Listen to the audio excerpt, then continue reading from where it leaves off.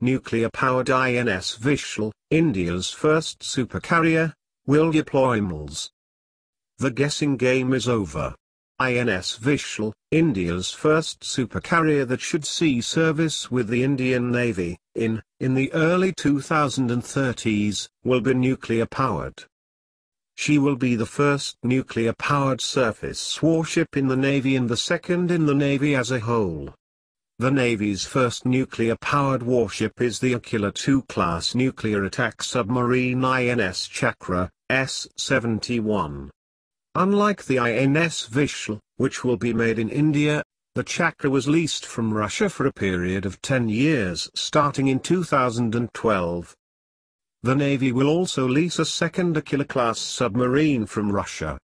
The Akula I-class submarine expected to arrive in India in 2018 has been identified as the K-322 cachalot, sperm whale, one of only 3 operational Akula I-class subs in the Russian Navy. Indian media said sources in the Indian Navy revealed important details about INS Vishal, chief among which is will be powered by a nuclear reactor. The INS Vishal will also use a catapult-assisted takeoff but rested recovery (HTOBAR) electromagnetic aircraft launch system, EMALS, similar to the system the U.S. Navy plans to deploy on its new Gerald R. Ford-class nuclear-powered supercarriers. The Gerald R. Ford class is a class of supercarriers being built to replace some of the Navy's existing Nimitz-class carriers. The decision to use nuclear propulsion, however, will set back the Vishal's entry into in-service from the early 2020s to the early 2030s. It has no experience in operating a nuclear-powered surface warship and will undoubtedly seek assistance from either the United States or France. The U.S. Navy operates 10 Nimitz-class nuclear-powered supercarriers. On the other hand, the French Navy operates the carrier Charles de Gaulle, the only nuclear-powered carrier outside the U.S. Navy. The Charles de Gaulle is the flagship of the French Navy, Marine Nationale. Yet the Indian Navy decision is clear: delay is acceptable, but INS Vishal must pack the power needed to effectively dominate India's extended area of operations.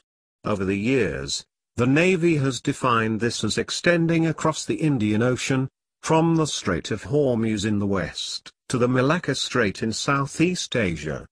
To dominate this swathe of sea, the Navy believes the Vishal would need at least 55 aircraft on board. These will include 2 fighter squadrons, electronic warfare aircraft, airborne early warning AEW, aircraft to monitor and control airspace, and helicopters for special operations, anti-submarine warfare and communications duties. Given the capability to weight thumb rule of 1,000 tons of aircraft carrier needed for each aircraft embarked, INS Vishal would have to be about 65,000 tons. To propel such a carrier at a sustained 30 knots, over 55 kilometers per hour, a nuclear propulsion system has been considered inescapable. Her EMALS HTOBAR system will allow her to launch heavier aircraft like larger fighters, unmanned air combat vehicles, UCAVs, turboprop airborne early warning aircraft and aerial refueling tankers. INS Vishal remains under development, however, and it is unclear when her construction will begin. Another crucial question to be decided is what aircraft INS Vishal will embark. The MiG-29K, which were bought from Russia for the Vikramaditya and Vikrant, have limitations that are still being ironed out. Nor is the naval Tejas light fighter making significant headway.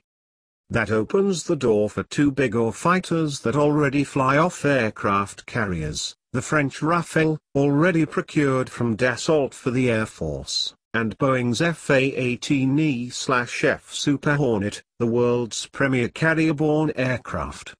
With EMALS technology chosen for INS Vishal, the U.S. fighter has a slight edge in this race.